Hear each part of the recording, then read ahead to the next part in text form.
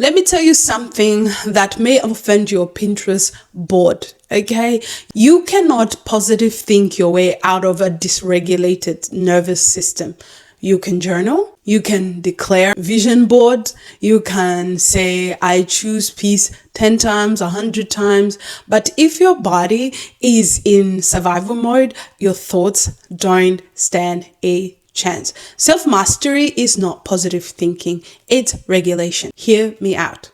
Numb loud,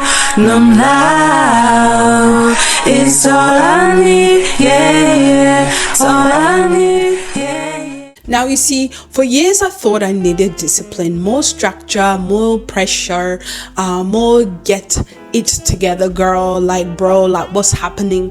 Meanwhile, my nervous system was very tired, not lazy, not unmotivated, just absolutely tired. And a tired nervous system does not need motivation, it needs safety. Now let's make this very, very simple. Your nervous system is your body's alarm clock. When it feels safe, you think very clearly, like really, really clearly.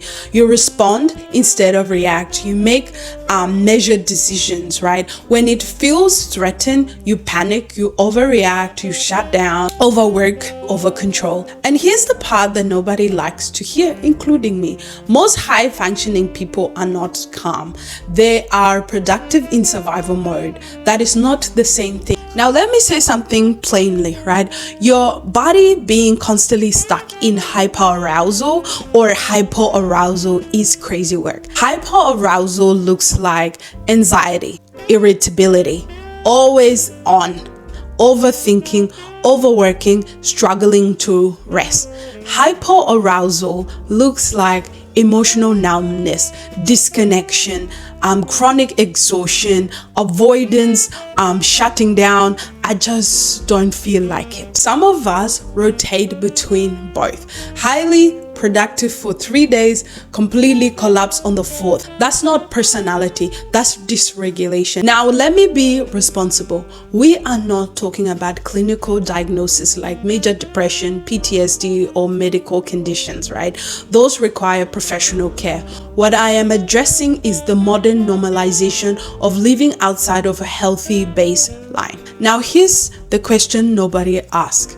What's your baseline? A healthy baseline is calm but alert, steady but responsive, able to feel emotion without being overwhelmed, and able to rest without guilt. Not constantly in this fight, not constantly in flight, and not constantly in freeze mode. You should not live at extremes in anybody. There should be a baseline. If your default is survival mode, there's something deeper needs care, not shame, care. But here's the issue. Modern society rewards hyper-arousal. If you are always busy, that's productive. If you are always alert, that person is driven. If you never slow down, that person is ambitious. And hyper-arousal, we call it laziness. We call it a lack of discipline. We call it you need to think more positively. Meanwhile, both are signals your system is completely overwhelmed. We are out here trying to positive think our way through a dysregulated body. That's like trying to meditate in a burning building. Now, let me give you a real life example. Think of a typical Karen. And I don't mean race, right? I don't mean a specific group of people. So please don't come for me. It could be anybody. You know the type, right? Always reactive, always escalating, and always scanning for disrespect. You can give them every positive affirmation in this world. Choose joy, stay calm. It's not that deep. Does it work?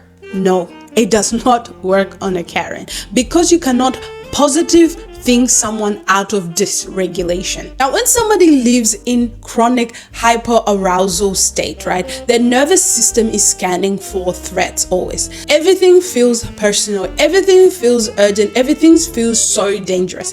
That's not mindset, that's biology. And freeze works the same way. You can tell someone, just start to, you got this, believe in yourself. But if the system is actually shut down, they cannot access the drive. Now, before we laugh at a Karen, check yourself. Are you calm, or are you just functioning in fight mode with better branding? Because dysregulation doesn't always look loud. Sometimes it looks like perfectionism, hyper independence, overcommitting, control, constant productivity, different packaging, same nervous system strain. Positive thinking only works when prefrontal cortex is online, but under stress, your amygdala takes over.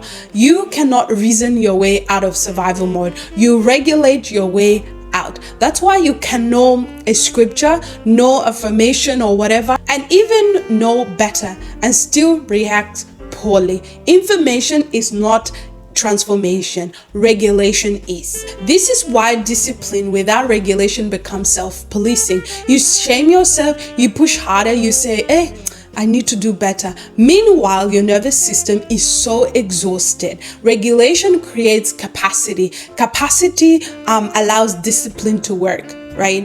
Without regulation, discipline becomes a punishment. Now, you see, you cannot discern clearly in panic. You cannot hear God clearly in chronic anxiety. You cannot make wise decisions in fight or flight. Calm is not passive. Calm is strategic. Jesus withdrew from crowds. That's regulation. Now, when your nervous system is regulated, you don't panic text. You don't over explain yourself. You don't overcommit. You don't spiral every time something shifts. You become very steady. Steady is powerful. Self-mastery is not forcing your thoughts. It is training your body to feel safe. Staying in the flight or freeze as a foundation is not resilient. It's a sign something deeper needs care. And caring for it is not weakness, it's maturity. Regulate first, think clearly second, right? Act wisely third. That's self-mastery. Free mind works with the body, not against it. Now, I feel like this video might be useful to someone that you know. Please share it with that person. I know it will help them out. See you in the next video.